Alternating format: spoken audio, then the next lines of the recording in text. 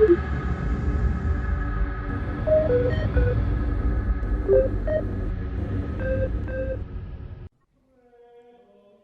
the sins of the father truly damn his children?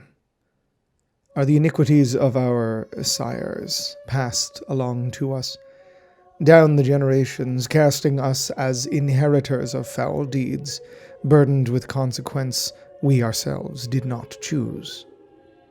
Philosophants and rhetoricists aplenty have rendered many an opinion therein, siding with the concept of free will and individual determinism quite often. Pleasant fictions of ages bygone, from the perspective of your most humble servant, ensconced within this librarium, never to see the sun behind the ashen skies of holy Terra, committed to a life of scholarship, and collared by hands that claim to hide themselves. We are born into stories already being told. We are destined, nay, doomed to repeat cyclical horrors, progenies of the crushing weight of history and time and deed. We are shaped and molded by our creators and our circumstances both, products of lineages ephemeral and all too monstrously real. Subjects of this chronicle are inextricable in memory from the sins of their father. They occupy a space identical in what historical record we retain and are permitted to parse. They were not the first betrayers, but they were the most vicious, the most fervent, the most viperously quick to follow their sire into a damnation beyond imagination. One extended to the rest of our sorry souls. Know then that this is a record of the Legion of the Selenic Wolf, the once paragons, the rancorous Get of Chthonia, and of the War Master.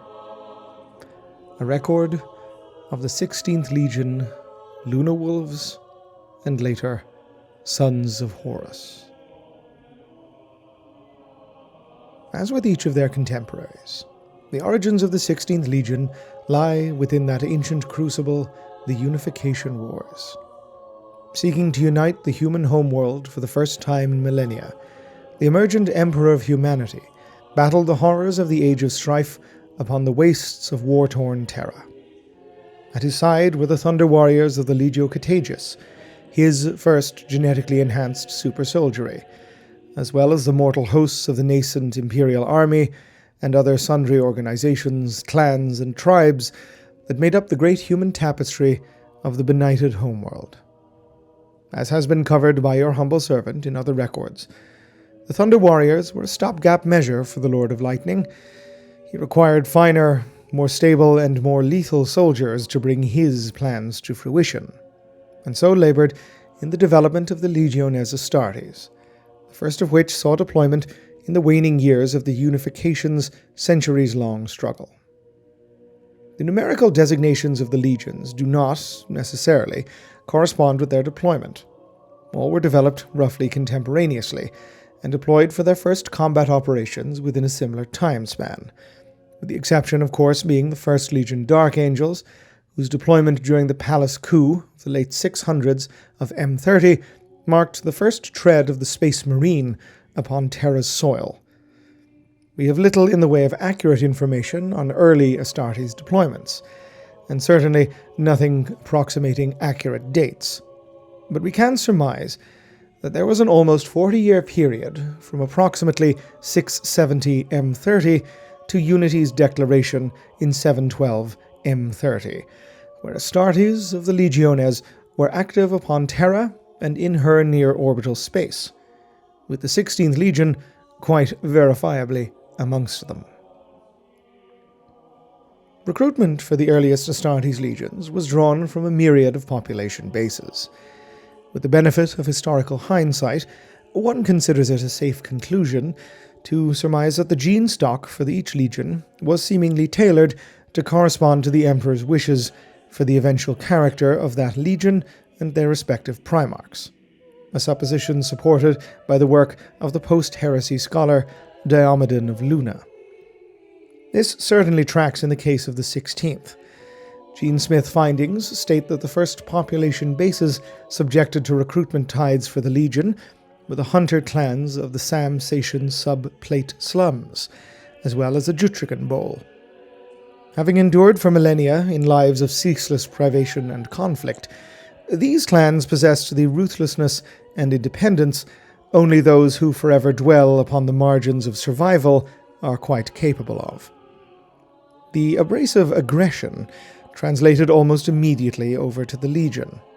While an Astartes loses nigh all their memories of lives before Ascension, they still retain some measure of their baseline human character. Such were the number of clanners and tribesmen inducted into the Legion that it developed a fighting force of merciless, efficient killers who rapidly became synonymous with shock assaults and brutally brief engagements. Theirs were attacks more preemptive than not, vicious, targeted strikes authored to bring the foe to a swift and wholly conclusive destruction. They acted, in large part, as the scum gangs and waste clans they were drawn from. When such groups fought their rivals, they cared only for the fastest possible victory, the quick shank blade to the neck, for they have little in the way of resources to spare, and such conditions breed a rugged practicality out of absolute necessity. The battles of the Firewinter and the breaking of the Coriolis enclaves are counted amongst the 16th Legion's earliest honours, and while we know little about these conflicts, their passage left a distinct mark upon the psyches of the populations that endured them or beheld them. It is in these wars that the term wolf first began to swirl around the Legion, itself a mytho-analogue scarred into humanity by historical imaginings of a long-extinct canid predator. Even thousands of years later, the gambling dens of the Capridian sinks upon Terra still referred to the number 16 as the counting of the wolf. And, indeed, the term was apt. The 16th Legion operated much in the same way as the pack of ancient, long-lost predators once did, hunting in the shadows and only attacking when victory could be seized. Per an oft-remarked adage at the time, the 16th were unleashed to fight wars their opponents did not even know were being fought. Flights of Stormbird and Storm Eagle gunship transports, flanked by Lightning Crow attack fighters, plunging into the midst of an enemy to disgorge power-armored Astartes. These battles were conducted wholly in keeping with the reputation of those that fought them. Aggressive and vicious, yes, but controlled and tempered, given over to neither ritual, bravado, or senseless butchery. In many ways, they were the ideal soldiers of the age.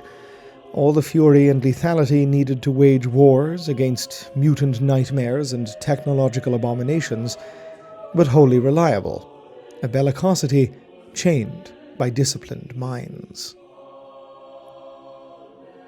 Perhaps the best example of this lies in the tales that spun out of the pacification of Somon, a network of suborbital principalities that had, for decades, resisted diplomatic entreaties made to them by the Emperor and his officiants.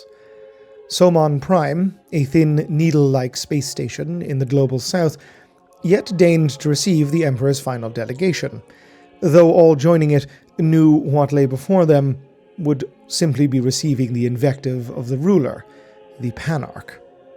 Despite knowing this, the delegation had for months petitioned the Legiones Astartes for a representative, to best display the wonders of imperial science and the benefits of joining the burgeoning regime, in addition to the unsubtle threat a space marine would clearly represent. Captain Lurkon Hearn of the 16th Legion's 3rd Company was granted this dubious honor, and, when seated at the diplomatic table, became the obvious target for the Panarch's relentless diatribe.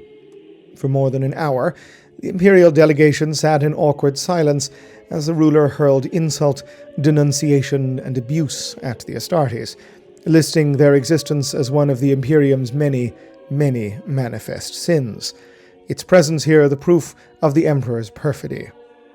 Bearing no armaments, Captain Hearn clearly did not wish to be there. Indeed, it is a staggering rarity of the time that an Astartes would be present anywhere other than the battlefield. Hearn appeared wholly bored with the proceedings, paying the Panarch absolutely no heed, driving the demagogue, of course, into greater heights of impotent fury.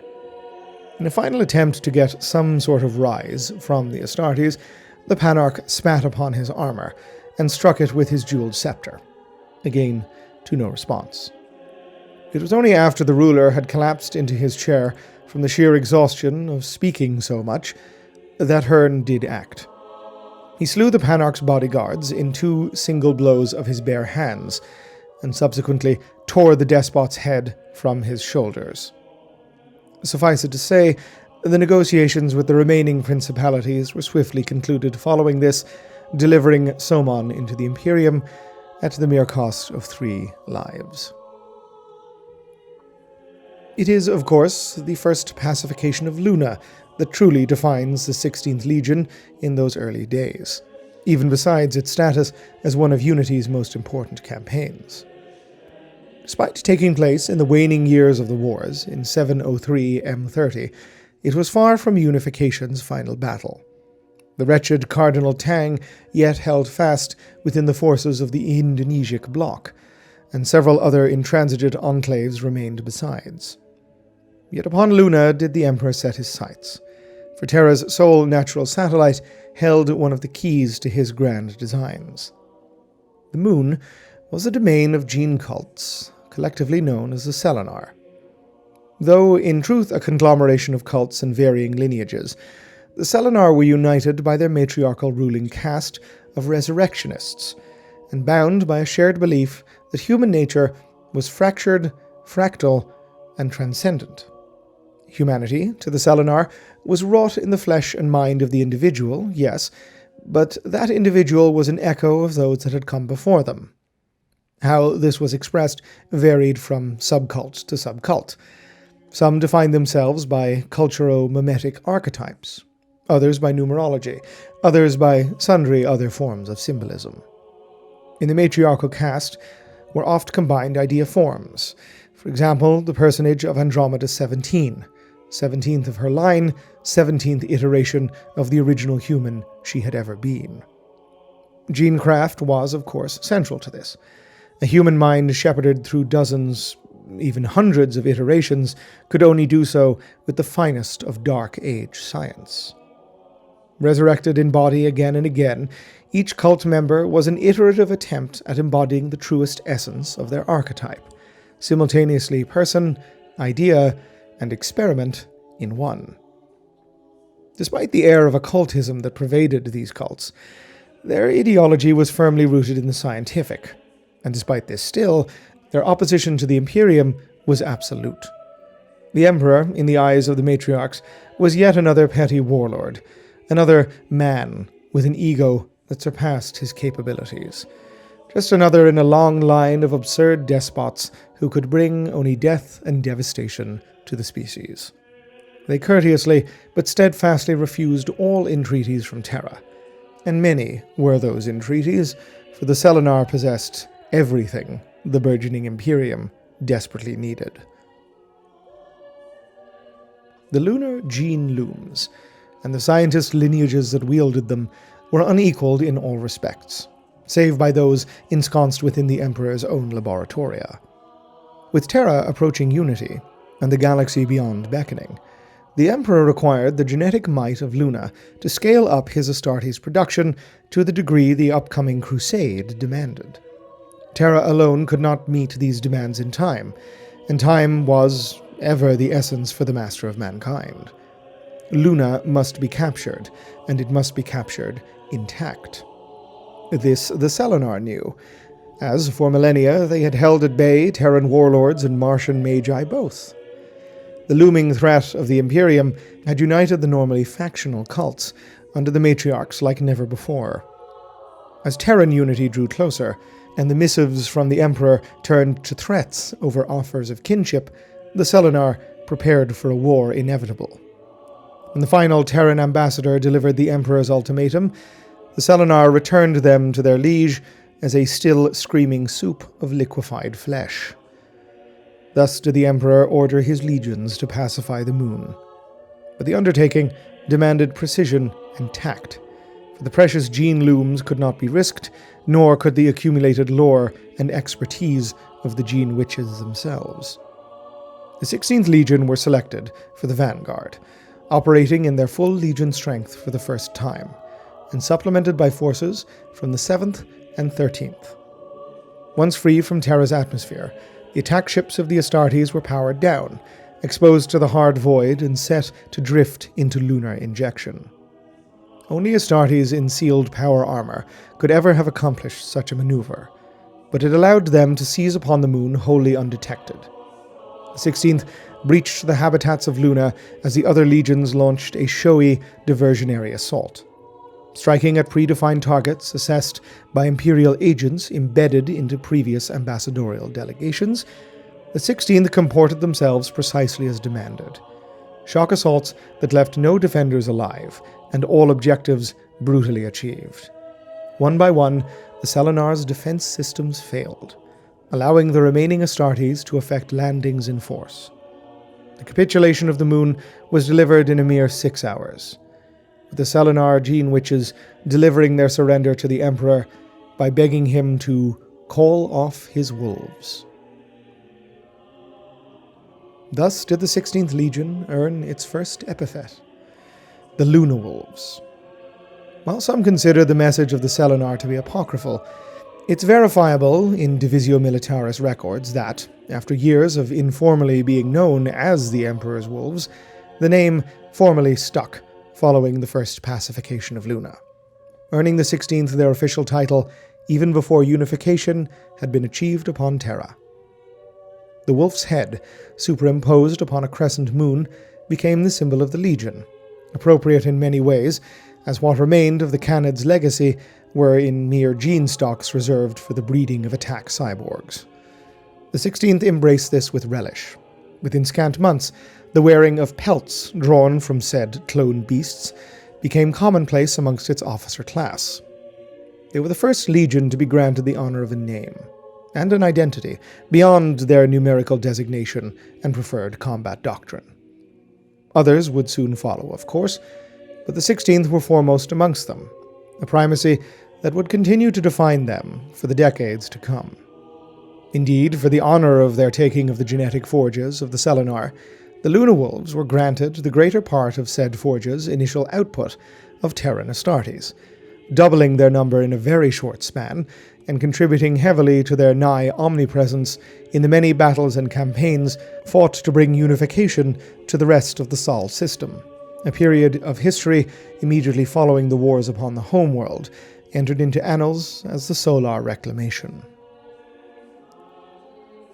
There is a figure looming large over this record, and one must admit the introduction of which proves difficult, both from a basic point of historiography and from the sheer potency of his presence.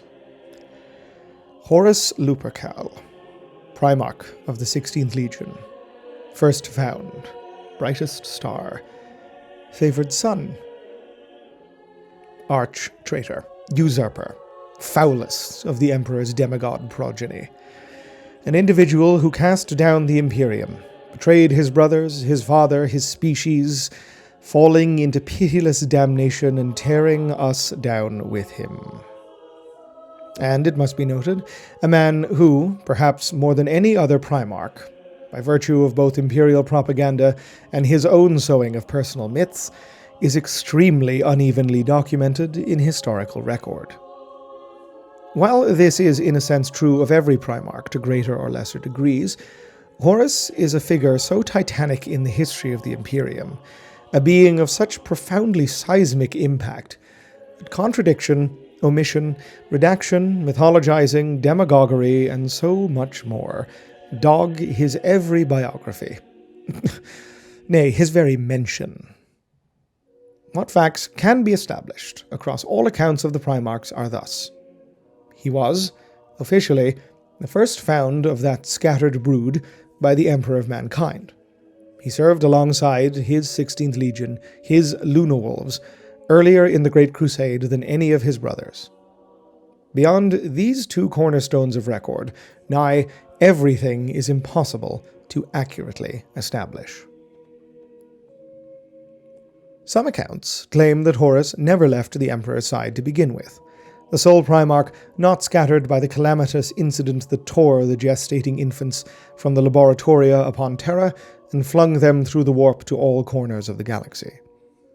Others say that, though his incubation pod was still lost, it was only displaced in time, not location, plummeting back to Terra as the unification wars were finally finishing. Yet others, credible sources all, claim he was found upon Luna, or elsewhere in the Sol system, or in Sol's near-space volume. Scaracen, for example, to quote one account. The commonality between these versions of the Horusian myth is that the Primarch learned the arts of war-making at the Emperor's side, being embedded within the growing Imperium at its very beginning, and evolving as it did, forging some of its early alliances, and being at the right hand of his Lord Father at all times. These accounts are mirrored in some ways, and disputed in others, by the word of the Primarch Alpharius, who, in the cognito-hazardous tome The Transit of the Human Soul Through Strife, claims that he, not Horus, was first found, and upon Luna, a secret that was buried by the Emperor for the sake of both Horus's legend and Alpharius's better utilization. Alpharius, as he is wont to do, also states that this account is in and of itself a lie. This indeed is not even as fanciful as yet other accounts, some of which state Horus returned to the Imperium at the head of a vast fleet, having already conquered a stellar empire of his own. But others state that the Emperor clasped the infant's hand as he fell through the warp portal that consumed his brethren, or a soul story that tells of Horus stepping out of that portal, fully adult, onto the bridge of the Emperor's own starship. Many other credible sources, indeed perhaps the majority, state that Horus Lupercal was scattered alongside his Primarch brethren, but fell to the nigh feral mining world of Chthoniya, located very close to the Sol system in galactic terms. A planet of rock burning under the baleful light of a blue star, Chthoniya was a carcass world. Being so close to Terra, it had, for long millennia of human progress, been subjected to all the most advanced resource extraction technology mankind could develop. In harvesting the planet's mineral wealth, humanity of thousands of years had delved deeper and deeper into its crust, devouring ores, crystals, gemstones, and every scrap of useful mineral that could be found. Vast subterranean arcologies emerged, protecting inhabitants from the radiation of the angry star, while above them, hive spires reached into the choking atmosphere. Whole warrens of slums emerged in the underground to house itinerant workers and indentured serfs. Chthoniya's long history had, by the time of the coming of the Imperium, left it a gutted husk. Even the mighty processing hives that dotted the surface were crumbling, many being consumed by the crust itself, the absurd levels of geological torment inflicted by humanity now returning the favor by eating what remained of our cities. Humanity, as is our wont, yet endured in those sump warrens, in the mining tunnels, in the corroding carcasses of Dark Age extraction machines. These deeps were echoes of the underworlds that had earned the planet its name, places of heat and sulfur, of rocks warmed by the life magma of the world itself. Even during Chthoniya's prime, the mines were places where death came easily. Short lives lived in lightless depths, humans untold claimed by earthquakes, cave-ins, poisonous gases, and a myriad of other fates. Whomsoever had been this world's masters were long, long gone, with little in the way of record that would allow us to even establish who they were. Chthoniya was an orphan, as with so many human worlds following the passage of Old Night, yet still, against whatever odds there were, humanity persisted in its infernal nadirs. By the coming of the Great Crusade, That Chthonia remained inhabited was a matter of imperial record. Given its proximity to the Sol system, the world had been visited by occasional mining or salvage expeditions from both Terra and Mars during the Age of Strife. Entrepreneurial or suicidal ship captains reasoning that even the risk of a short warp jump would be worth the spoils of that seemingly abandoned world. Many of these expeditions simply vanished as soon as they made planetfall, only to be discovered by future expeditions by the presence of a single corpse, with curious mirror-like tokens upon their eyes, or, more commonly, by smears of blood upon tunnel walls. Over the years, and after disastrous entreaties had been made to the uncommonly encountered humanity of Chthonia, a picture emerged of a world dominated by gang clans that swarmed like vermin through the world's abandoned tunnels. The scavenging remnants of the original workforce reduced to barbarity by circumstance. The lives of these people were brief, violent, and filled with the vicious urgency such a planet would turn a human to. Their only concerns were survival. No law governed them save for that of the knife. There was nothing approximating a regime of government, or even centralized authority. Every gang was a nation unto itself, in perpetual conflict with the others. Some were extremely territorial. Others made their existence nomadic, weaving through the shadows of the mining tunnels. Some gangs were deeply hierarchical, almost petty monarchies or feudal kingdoms in aspect, demanding tribute from smaller ones they subdued, however briefly. Other gangs simply reaped supplies from all those they encountered. The status quo, such as it was, fluctuated constantly, a shifting web of uneasy alliances, vendettas, and conquests, with blocks forming and dissolving, often in mere solar weeks. Somehow, the murderous humanity of Chthonia endured, the strong shivving the weak, reaving their spoils, and propagating in the sulphurous depths. By far the most established and accepted account of the life of Horus Lupercal is that unto this hell his capsule plunged. Indeed, it is the one that the War Master was oft fond of repeating, both to his own legion and to imperial remembrancers who were granted interviews. In this account, the infant was discovered by the Chthonian gang lord Kagadon, and granted the no-name of Nergui, a Chthonian slur redolent of a person's worthlessness. The boy was raised in Kagadon's kill gang, serving the warlord's constantly shifting ambitions, but wholly unable to be anything more than the proverbial runt of the litter. It is unclear if the infant Horus, in this telling, displayed the same prodigious growth or mental acuity as his siblings did. Indeed, aside from phenomenal regenerative capabilities, his body was apparently stunted and weak, even by the standards of the malnourished Chthonians. Nergui is routinely assailed by vision dreams of a world beyond the tunnels, of a destiny he will one day achieve, but is punished for expressing these, beaten cruelly by his adoptive father.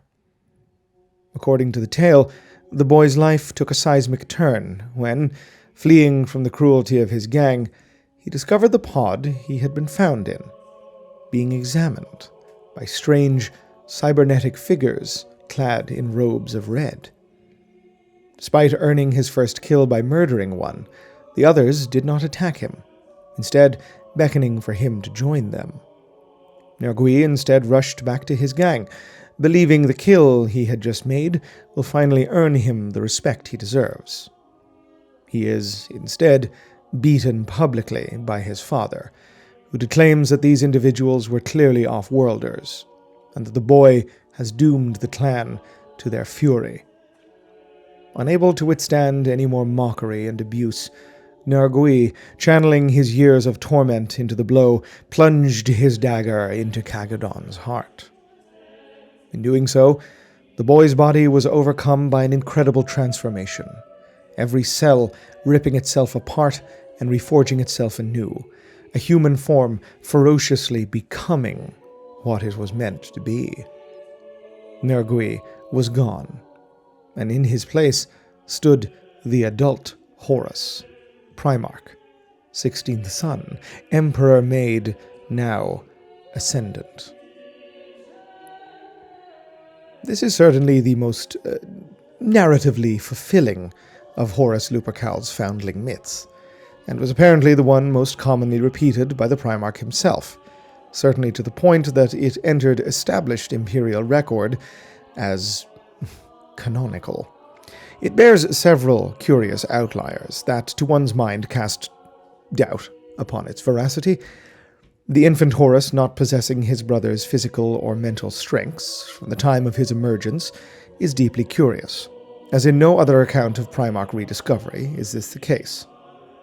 It must be noted, of course, that the primarchs were alike in many ways, yet differed in others, possessing often extreme genetic idiosyncrasies that granted them uncanny abilities, such as Vulcan's regenerative capabilities, or Corax's powers of passing unseen by mortal sight, or even Magnus the Red's prodigious psychic talent.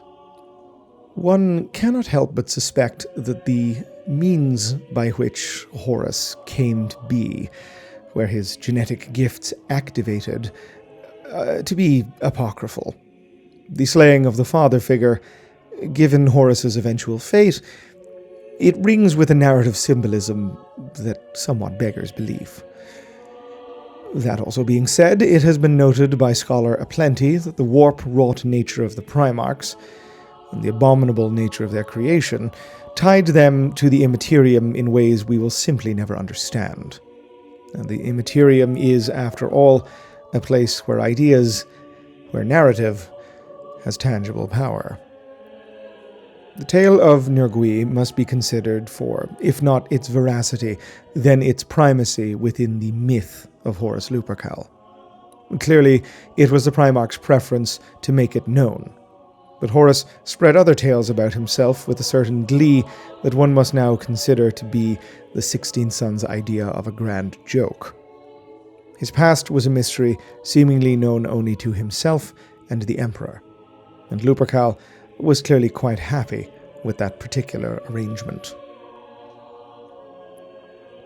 The historical fact remains that Horus was indeed the first primarch publicly announced, and Chthoniya, a planet associated with him through reality or propaganda, was granted to his legion, the 16th Lunawolves, as their fief. Having distinguished themselves so admirably during the Solar Reclamation, their successes were marked enough that the Divisio Militaris and the Emperor wished to build upon them by introducing to the Legion the vast gene stock of Chthoniya. Its close proximity to Terra had marked it as a target for the very first expeditionary fleets, but the assessment by Imperial adepts was less than promising, at least initially. The Imperium desired easy victories, worlds that could join the burgeoning empire with minimal fuss, providing it with new population and industrial bases, and new resources to fuel the ramping up of its military juggernaut. Chthoniya was barely any of these things. The planet was effectively stripped of everything of value by untold millennia of human greed, leaving behind what one description called, quote, a nest of serpents coiling in the dark that we would be better to destroy. The human population was considered beyond the possibility of civilizing, but perhaps, thankfully for them, the Imperium did not need them to be. Chthoniya had one resource left: its youth. Adolescents were harvested en masse for induction into the Legion, while young adults were impressed into the service of the Imperial Army, forming such regiments as the infamous Chthonian Headhunters. Chthonians proved perfect specimens for Astartes' ascension. Hardened, vicious killers, even as children, all having been put through the trials of a life in nigh literal hell. Much of what the Imperium had learned through recruitment upon Terra was writ large upon the Chthonian intake, the ruthlessness of their existence preparing them for the rigors of organ implantation and psycho-conditioning. They were also the testbed for how a new population can shape the legion they had been brought into, for they were the first populace outside of the Light of Sol to be inducted so. The Chthonians remade the 16th Legion, however unconsciously, bringing with them customs, traditions, and attitudes wholly foreign. Generations of violence they were grim inheritors of could be tempered by Astartes' mental conditioning, but not bred out. This was, in all likelihood, the point. The Luna Wolves had, since their induction, been gangers at their heart, ruthless killers with a street-smart pragmatism. Chthonian culture was in many ways this exact sentiment, but on a planetary scale, and this is almost certainly why the subsumation of Terran customs happened more rapidly with the 16th than almost any other legion. The orderly traditions of the homeworld, codified within the Principia Bellicosa, were replaced by those of a distinctly Chthonian hue. Never one for decoration, the Luna Wolves subtly shifted towards a vulgar ostentation. Mohawks and topknots became common hairstyles amongst its Astartes, eventually, in the case of the latter, becoming a status symbol for senior officers to wear as accoutrements above their power armor. Particularly impressive kills in battle were recorded upon ceramite plate, an affectation that would have been seen wasteful by Terran Astartes. The Chthonian term for the slitting of the throat, Abethan, became used as terminology for the completion of a campaign, and perhaps most tellingly, personality and charisma became the hallmark of the Legion's officers, and a key factor in their ascension through the ranks, flowing, of course, from the very peak with the overwhelming presence of Horus Lupercal. It was, of course, Horus that guided and shaped and merged the Chthonian transformation of his legion. Regardless of the nature of his origin and recovery, or precisely even when it occurred, Horus was present for every moment of his legion's profound cultural shift. His Chthonian itself, the rough barbarian language of the mining tunnels, was immediately perfect, although many Chthonian-born officers would note that it was so perfect as to lack any subtleties of accent or regional dialect, as if it had been learned from a book. Others demurred, saying that such a thing was a deliberate choice by the Primarch to not favor any one gang lineage over another, or even any geographical region, given that, as the story of Nergui demonstrated, Horus would have held no especial love or attachment to the clan of his upbringing. The Primarch oversaw a merging of the two cultures to produce one singular, united legion, crafted upon Chthonian principles, yes, but retaining the discipline of the Terrans that had preceded it. The rough vulgarity of the 16th's new fief did not break down the coherency of command and authority that it had possessed before. Rather, it reinforced it, officers now seeking to become compatriots and brothers of those under their charge, rather than simple fonts for a commander's authority. The vicious ferocity of the underworld gangs was channeled into the Legion's already impressive bellicosity, further augmented by the sheer tactical genius of Horus Lupercal. Reunited with Primarch, unique in culture and possessing more Astartes than any other legion, the Luna Wolves were ascendant, the banner-bearers for the early Imperium during the initial decade of Crusade. Overwhelming application of force remained their hallmark, their deployment and inevitable victory earning the Imperium dozens of systems that were previously feared to have required massively costly campaigns to take. The Legion's approach to the Crusade was direct, inelegant, conducted with the swagger of a gangland killer in a drinking den, but it was undeniably effective.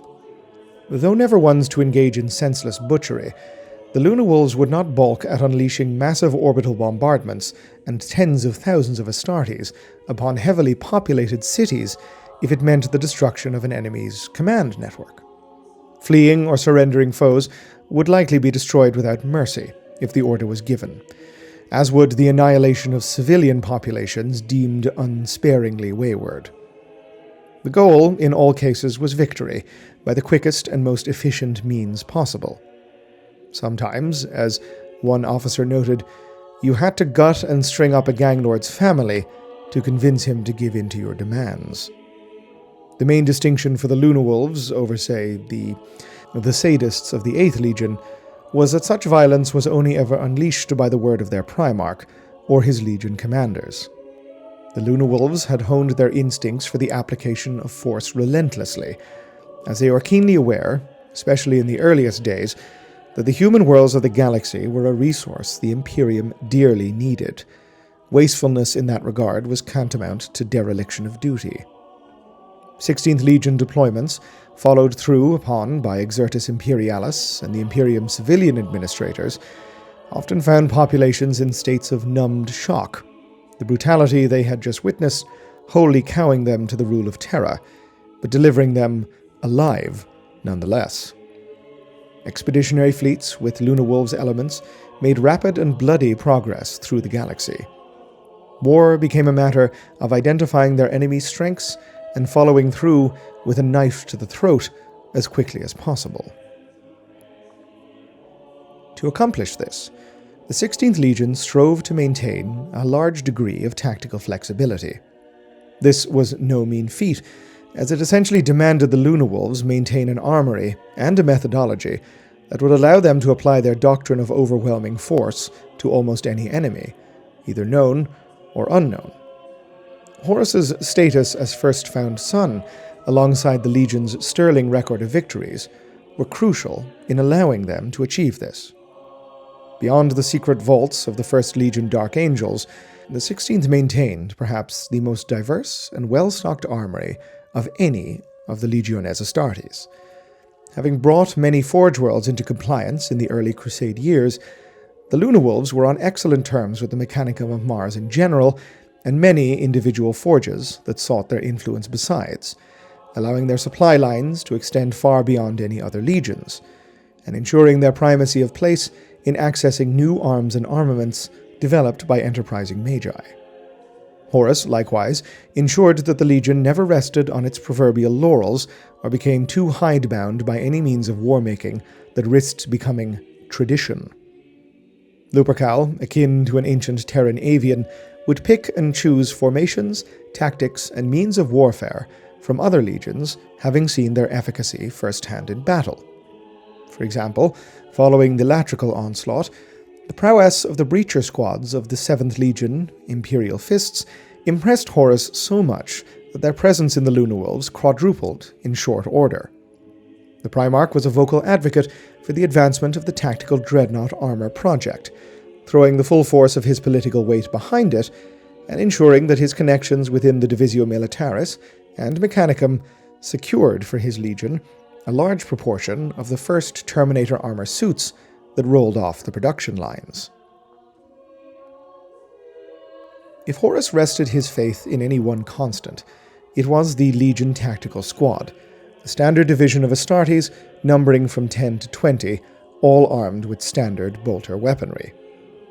Horus was known to opine on many an occasion that he was confident there was no challenge the Great Crusade could present that could not be overcome by a Luna Wolf and his tactical squad brethren.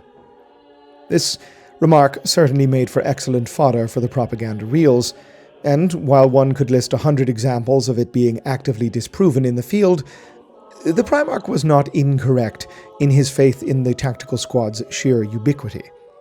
Even if a battle could not be carried upon their backs alone, the tactical squad was never an unwelcome addition to the line of battle.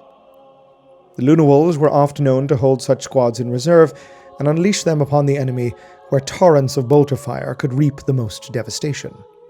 These so-called despoiler squads were effectively 16th Legion variants of the tactical squad, made unique by their training in fire saturation and stated battlefield roles more than any unique armor or armament patterns. The Luna Wolves likewise eschewed all restraint on destroyer-type weaponry, specialized arms or ammunition that utilized chemical, biological, or radiological means of destruction.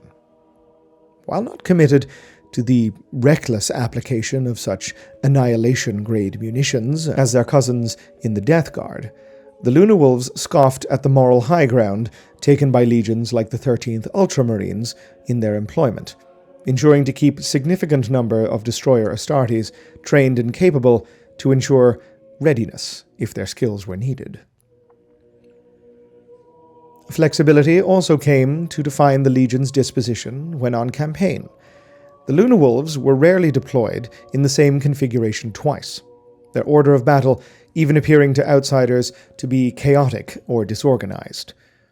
The company, nominally the standard military division amongst the legion, could number anywhere from a historic high of 972 Astartes to a historic low of just 36, all depending on factors like casualty attrition, deployment demands, and the vagaries of a campaign or battle's tactical outlook. The requirements of the campaign and the will of Horus were all that counted.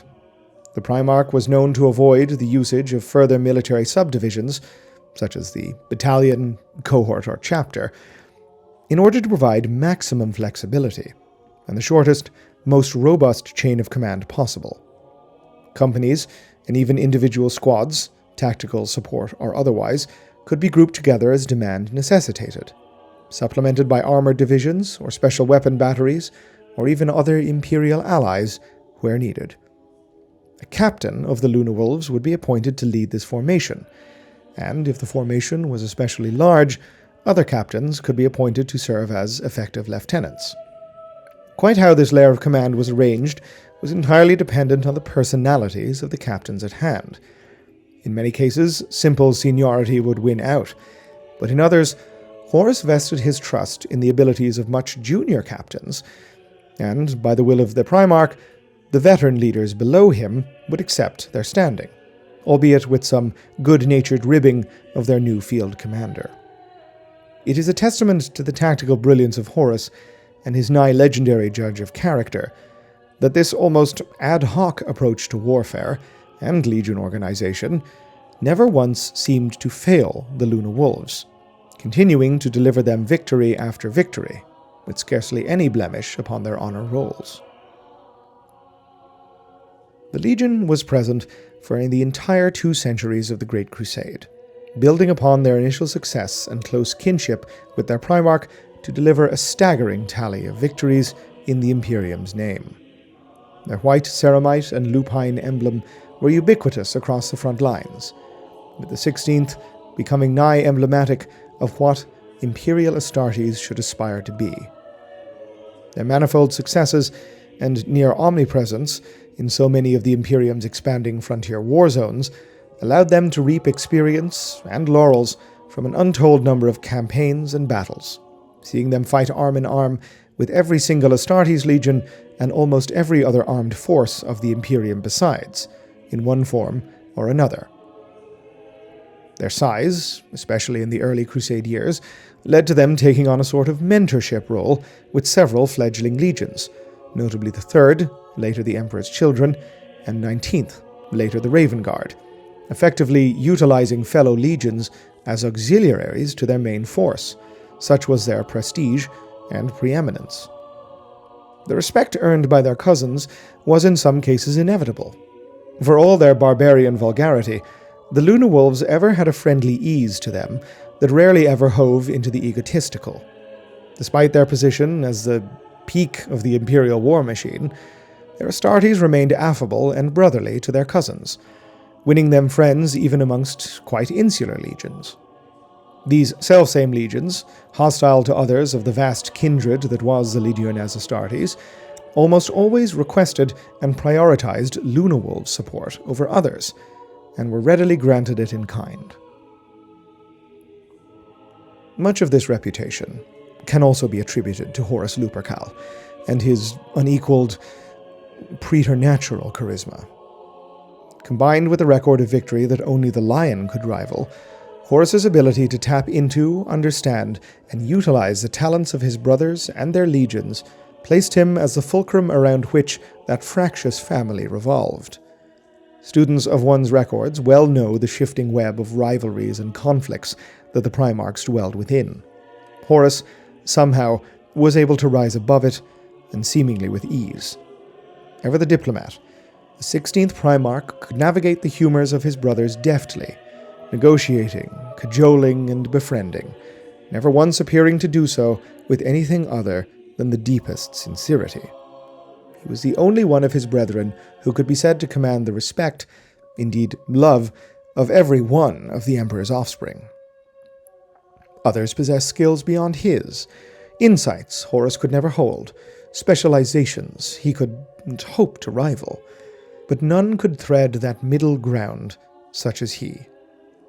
Horus alone could see every perspective should it be explained to him, consider every viewpoint presented to him, and arrive at a solution that would merge all to solve the problem, that could deliver victory, that would crush the enemy. It is easy to see how magnetic a figure like this could be, and why, to be the son of such a Primarch commanded an immediate respect in and of itself. Due to their very nature, it is unclear when the practice of the warrior lodges first emerged within the Luna Wolves. Most chroniclers will state that the lodges were adopted following the compliance operation on the planet Davin and its moons, following contact between the 16th Legion and their brethren in the 17th Legion word-bearers with the world's close-knit communities of barbarian tribes. Both that world and the word-bearers are infamous cancers within the broader history of the Imperium, and if Davin itself was not the source, it is almost certain that the 17th Legion spread the lodges into others. Practice within the warrior lodges were deeply idiosyncratic, dependent on legion, yet all were veiled in secrecy, exhibiting many aspects in common with mystery cults and esoteric brotherhoods throughout human history. All of which, obviously, was in deep contradiction to the Emperor's atheistic imperial truth philosophy, making the existence of the lodges a closely guarded secret by their members. The largest commonality between the lodges, and certainly the defining feature for them within the Luna Wolves, was their suspension of rank and seniority behind closed doors. A captain could share frank conversation with the most junior of line Astartes, while a sergeant may count themselves more experienced as an inductee within the lodge than a member of the Primarch's own inner circle. This subversion of the established Legion chain of command was only possible due to the secrecy of both the lodge's existence and their meeting points, a single chamber in the bowels of a Legion starship. Coded phrases, ritual symbology, and even the use of a special version of Chthonian mirror coins were used to gain entry. In some, prospective inductees were suggested by all members, while in others, only the most innermost cabal would provide those selections. These inductees would sometimes enter the chamber blindfolded until inducted, whereas others were guided personally by their sponsor. Induction often took place with the imbibing of a cup of water, or soured wine, or even blood. From there, the inductee would be a full and equal member of the lodge, with the only remaining decision for them to be whether to rise within the lodge's own specific ranks, themselves utterly separated from the mundane legion's chain of command. In the Luna Wolves, and indeed all other legions save one, there was no religious element to the lodge. No god was venerated within their chambers. Brotherhood defined the meetings, removing the impediment of hierarchy in the frank exchange of views between Astartes of all stations. Their occult trappings did, of course, provoke suspicion, being frowned upon as a propaganda disaster waiting to happen, but they were ultimately tolerated as harmless for their promotion of fellowship between brother Astartes. This catastrophic misjudgment would have consequences beyond imagining for the Imperium, but not until it was far too late. As the Great Crusade entered its second century, the ascendancy of the Luna Wolves continued unabated. They had, of course, benefited from much that came from their early head start, so to speak. One has explored much of this already, but events within the Great Crusade's long march conspired to allow them to retain their lead. The Rangdan Xenocides, for instance, savagely wounded the First Legion Dark Angels, consuming an almost catastrophic number of their Astartes, and, it has been said, depriving the Lion of ever hoping to match Horus's victory tally. Given the nature of the Dark Angel's role in the early years of the Crusade, a great number of the First Legion's victories were wholly expunged from Imperial record, or never even recorded in the first place, likely placing their actual tally much closer to the Lunawolves than in public reality.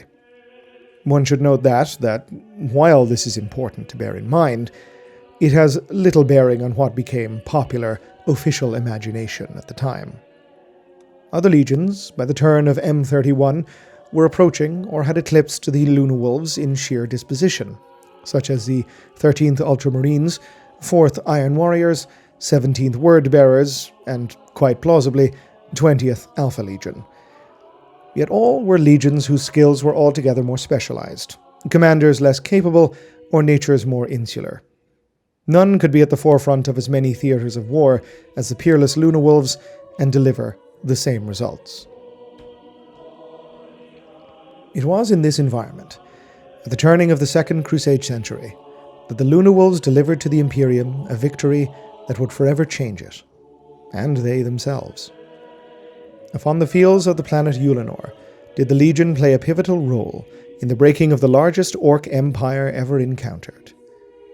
The Xenos realm had long stood as an existential-level threat to the Imperium, and by the coming of the Purgation campaign was considered by strategos to be the last, final challenge to mankind's undisputed rule of the galaxy.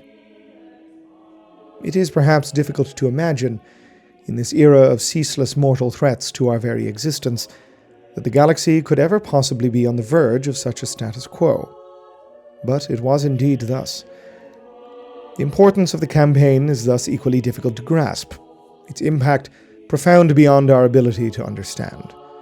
With the destruction of this Orc empire, the Imperium would never, could never, be destroyed. Threatened, yes, wounded, of course, but never wiped from the galaxy. Not since the Rangdan Xenocides had such a campaign been mounted, and not since the Xenocides had such a foe even emerged. Horus himself slew the warlord Urlak Urg, as his legion and others he led burned the empire of the tyrant to the ground. The victory was seized upon by the Emperor himself as an opportunity for a radical shift in the Imperium status quo. A grand celebration was declared, a triumph as of old. The Magi of Mars flattened an entire continent into a perfectly level parade ground, erecting a mighty dais for the Emperor and his sons to gather upon. Before the Lord of Lightning and fully 9 primarchs, forces of the Legiones Astartes, the Exertus Imperialis, the Collegia Titanica, the Questoris households, and the Mechanicum Tagmata marched in exultation. But even this unprecedented display of martial might was not the apex of celebration. Before the assembled hosts of his Imperium, the Emperor presented Horus Lupercal with the title of War Master, announcing that his time at the forefront of the Imperium had ended. After 2 centuries, the Emperor would return to Terra to work upon the Imperium's future. Horus was invested with full strategic command of the Great Crusade and its continued prosecution. As War Master, the Primarch was elevated above all other beings in the Imperium, even his brothers, second now only to the Master of Mankind himself. When fleets sailed, when armies marched, when worlds burned, they did so now by the will of Horus Lupercal alone. The immediate, by extension, elevation of the Lunawolves above their peers resulted in a bizarre interim period for the War Master's Legion. Horus was ill at ease with this new title. While he of course accepted immediately and without protest, in private, the Primarch remained introspective, feeling the weight of this new responsibility quite keenly. As he pondered upon this new and unclear future, he drove his legion back to campaign, unwilling to waste precious time upon personal meditation, resolving to conduct internal debates within the fires of the Crusade. The conquest of 6319 was one of many battles fought by the Legion during this period, as was the extermination of the Xenos native to the planet known only as Murder. Campaigns during which the Lunawolves conducted themselves with the same admirable dedication to their slaughter craft as ever. It was not until the conclusion of the Interrex debacle that Horus truly settled into his new mantle of War Master. The calamity, covered by your most humble servant in a separate chronicle, accessible within this archive, profoundly affected Horus's view of his role and of the Imperium's mission. This was symbolically reflected by his accession to the Emperor's sole remaining bequeathment, a gift, or demand, depending on one's point of view. The Luna Wolves were no more. The galaxy would never again, but for one extremely potent instance, see the pale grey-white of their plate. Now in their place stood the sea-green Astartes of the 16th Legion, Sons of Horus. A second time reborn, a second time recast, the Legion rose alongside their gene-sire to now unparalleled heights. This renaming and recoloring led to other pronounced shifts in the Legion's presentation and character.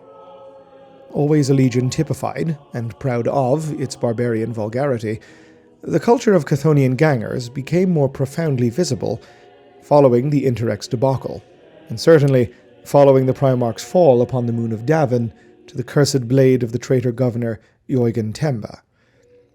The Luna Wolves, and laterally the Sons of Horus, had always adopted honorific titles for their squads or formations over simple numerical designations, typically ones associated with an especially capable sergeant or a means of war-making.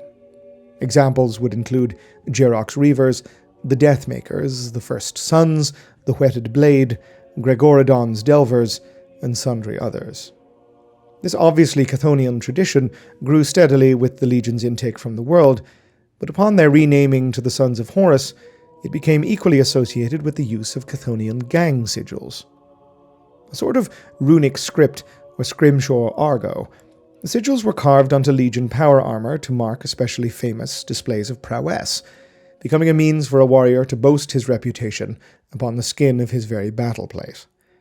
The transition marked a cultural shift in the Legion that coincided with the seismic events in the life of the Primarch. The Interrex incident had shaken Horus's resolve with the course of the Crusade, and his fall upon Davin and subsequent recuperation was marked by many a historian as the moment his true fall to the depredations of the Dark Gods occurred. As the influence of Terra bled away, the influence of Chthоnia rose in its place, with the restrained brutality of the Sons of Horus becoming more open and taking on an altogether more merciless edge. The fall of the 16th Legion is inextricably bound up with the fall of their father, the arch-traitor himself. And as to why the Primarch fell, a librarium of theorizing alone would be needed. What we do know is, as mentioned, that Horus fell to a rebellious governor upon the moons of Davin, and that he was born to the Davinite tribes his legion had years before made compliant for healing, as some form of infection or sickness beyond the ken of the legion's apothecaries, and indeed all conventional imperial medical science, had taken hold. Horus entered the Serpent Lodge on Davin, and emerged days later, and as to what occurred within, we will simply never know. What has been placed within the realm of near certainty, at least in the historical sense, is that some manner of ritual was conducted, beseeching the greater intelligences of primordial annihilation, the so-called dark gods of chaos, to enter the Primarch's mind and usurp it. This was too certainly the moment of Horus's fall, its beginning, although the tendrils of doubt could have been present within the Primarch's mind for many years beforehand. That this was accomplished as a part of a grand conspiracy is equally near certain. The presence of damnable Erebus, first chaplain of the Word-Bearers, is nearly proof of that he and his father Lorgar having fallen to worship of the warp decades beforehand. From here, it was simply a matter of time and loyalty to exert themselves upon the Sons of Horus to damn the Astartes of the Legion alongside their Primarch. Horus, following Davin, was set upon the path of heresy and rebellion, and worked his plans accordingly. The warrior lodges were the perfect vector for the sins of perfidy to enter the Legion's bloodstream, and for it to spread outwards. They became hubs of poisonous ideology, spread first as discontent and becoming quickly treasonous, a social force of peer pressure and fellowship, proving incredibly effective at turning loyal Astartes to the War Master's new faction. Likewise, the culture of Chthonia perfectly usurped by chaotic influences within the Legion, being so rooted in bloodletting and internecine warfare. Legion commanders, ever the charismatic leaders of men, were turned, focused upon by the heretic faction. The forces of their personalities made work upon the souls of their men. This was not, nor ever could have been, a total success.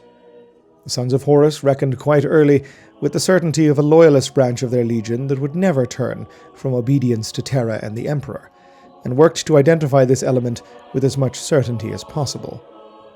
Acolytes are welcome to peruse one's record upon the Istvan III atrocity for a full chronicle as to how this would occur, but it has only been through updated study, and the discovery of sealed records, that an even more fulsome picture of the 16th Legion's rot can be discerned.